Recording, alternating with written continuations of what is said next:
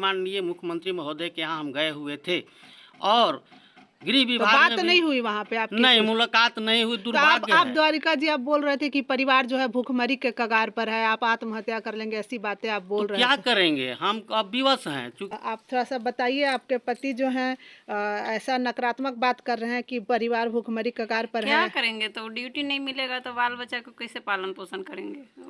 अंतिम में तो वही करना पड़ेगा। मतलब घर में अब कुछ कमाई कुछ का है ये नहीं है घर में, कमाई उमाई अब कोई कमाई नहीं रहा है। तो वही अभी कमाई रहे थे।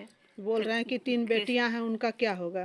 3 बेटियां के कैसे चलाएंगे? ट्यूशन उसन सब छूट गया, बेटी का ट्यूशन छूट गया है। छूट गया, फी भी नहीं भरा पा रहा है, किताब भी नहीं लिया पा रहा है। किस तरह से अब चलाएंगे परिवार? किस तरीके से, थोड़ा सा बच्चों से भी देख लेते हैं। देखिए यही 3 बेटियां हैं जिनका जिक्र कर रहे थे। तो आपका शायद कोचिंग वगैरह छूट गया है ना? क्या क्या पढ़ाई करी थी आप? कोचिंग छूट गया है तो अब निराशा हो रही होगी आपको। 12th में हैं हम हाँ, और फी नहीं भराने पाए, इसकी वजह से हम कोचिंग छोड़ दिए हैं और 12th का बुक भी हम नहीं लेने पाते हैं। बुक नहीं आप ले पा रही हैं। तो कब परीक्षा है? ये फरवरी में है, 2 तारीख से परीक्षा है हमारे। फरवरी में है और किताबें नहीं है तो पढ़ाई नहीं हो पा रही है। हाँ। तो देख रहे हैं बच्चों के चेहरे पर निराशा है। ये 3 बेटियां हैं और जिसे लेकर के पिता बहुत चिंतित में हैं कि कैसे इनकी पढ़ाई लिखाई शादी ब्याह होगी। आप कुछ अभी काम नहीं कर रहे हैं? नहीं, अभी कोई काम नहीं कर रहा। कोई काम नहीं कर रहे हैं। तो एक बेटा, जवान बेटे हैं, इनका के पास भी कोई रोजगार नहीं है। 3 बेटियां हैं और ये द्वारका जी हैं। तो आप इसीलिए आप चिंता में पड़े हुए हैं कि मतलब अगर होमगार्ड में जो आपको था, जो मिलता था, उससे आप घर चला पाते थे।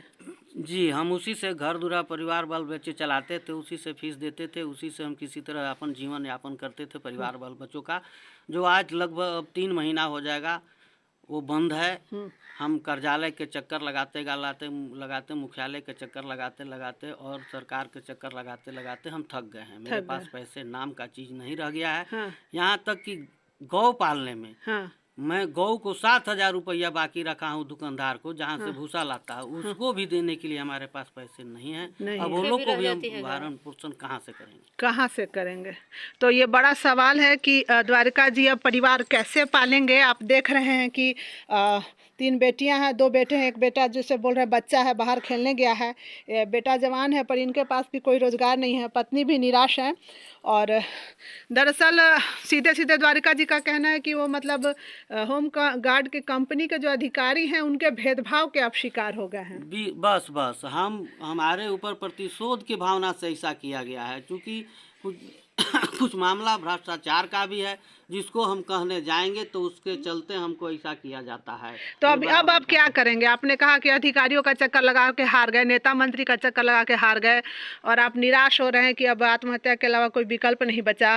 तो अब आप क्या करना चाह रहे हैं? मैं 1-2 बार फिर पुनः जाऊंगा, रिक्वेस्ट करूंगा, नहीं होगा तो मैं रोड पर परिवार बाल बच्चे के साथ उतर जाऊंगा और सभी आम जनताओं से, सभी संघ प्रतिनिधियों से और सब पुलिस मेंस एसोसिएशन से भी हमने रिक्वेस्ट करेंगे और सभी राजनीतिक दलों से हम आग्रह करेंगे कि अब हम लास्ट पोजीशन में हो चुके हैं। सबको आग्रह करके आवेदन दे करके हम रोड पर बैठ करके और कुछ भी करने को तैयार हैं। कुछ भी करने को तैयार है। और ये परिवार जो आप देख रहे हैं इसका क्या होगा? क्या जो कंपनी कमांडर जो हैं और होमगार्ड के जो हैं और जो गढ़वा उपायुक्त हैं और पुलिस अधीक्षक जो हैं, क्या इस परिवार के लिए सुधि लेंगे? क्या द्वारिका दुबे जी को न्याय मिलेगा? क्या उन्हें होमगार्ड की नौकरी पर पुनः बहाल किया जाएगा? क्योंकि मामला सीधे सीधे उन्होंने कहा कि दुर्भावना के कारण बिना किसी मामले के उनका जो आवेदन है रद्द कर दिया गया है और परिवार अभी भूखमरी के कगार पर है। निराश हो चुके हैं द्वारिका जी और बोल रहे हैं कि अब सड़क पर उतरूंगा या आत्महत्या कर लूँगा। क्या होगा इस मामले में? हमारे सामने आप ये जो देख रहे हैं ये द्वारिका दुबे जी का परिवार है।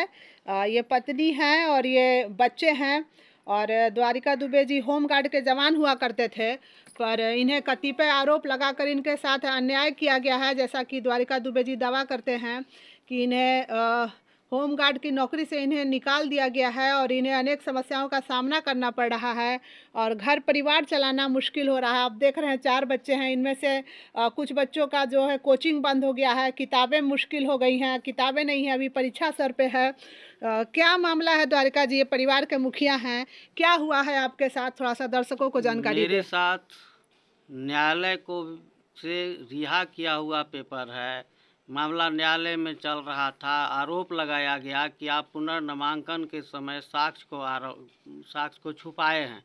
वो 2019 का मामला था। 2019 का बाउंड को मेरा रद्द किया गया और रद्द करने के पश्चात 11/10/2023 को हमने पुनर्नामांकन फॉर्म भरा। जिस तरह से सभी लोग पूर्व से पुनर्नामांकन करते आ रहे हैं और हम पुनर्नामांकन के पश्चात जब हमने कार्यालय गए कि मुझे ड्यूटी चाहिए तो ये कहा गया कि आपको डीसी एसपी साहब से अलाउ होगा तब।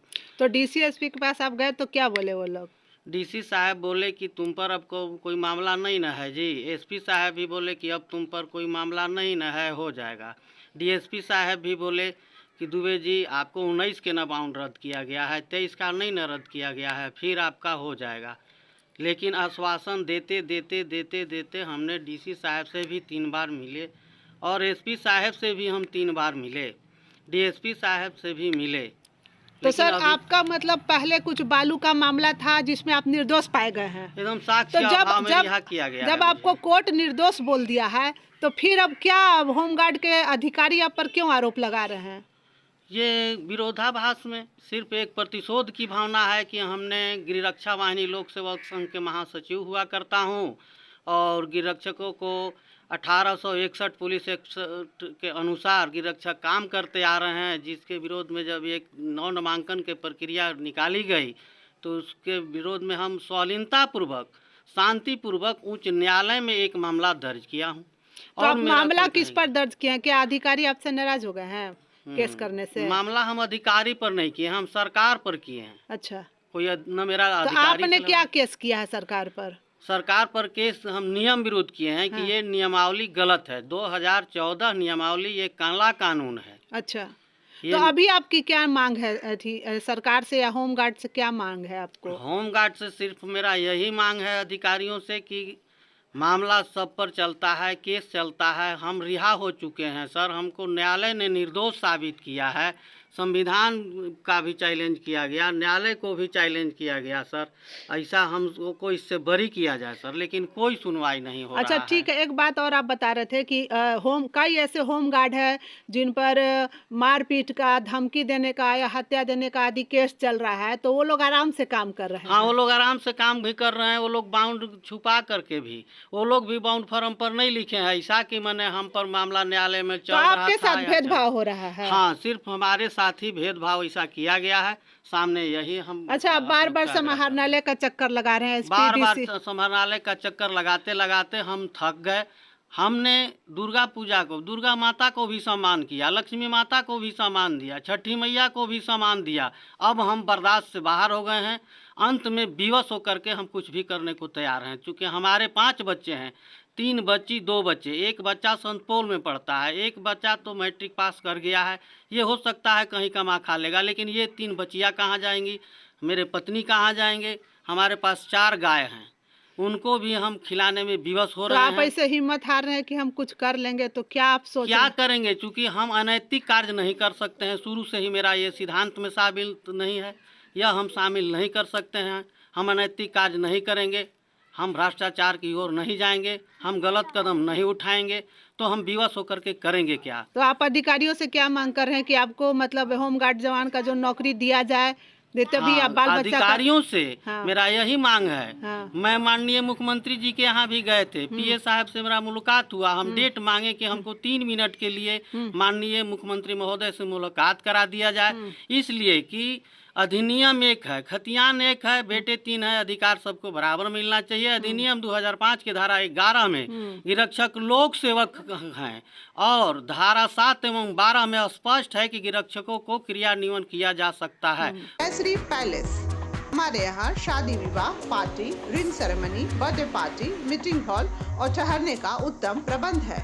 मात्र 300 रुपए में रूम उपलब्ध है। बुकिंग के लिए अभी संपर्क करें। जयश्री पैलेस, ब्लॉक के पीछे, पिपरा कला, सुखदेव नगर, गढ़वा। सहयोगी प्रतिष्ठान रूप अलंकार ज्वेलर्स, प्रोप्राइटर जय कुमार सोनी। जयश्री पैलेस।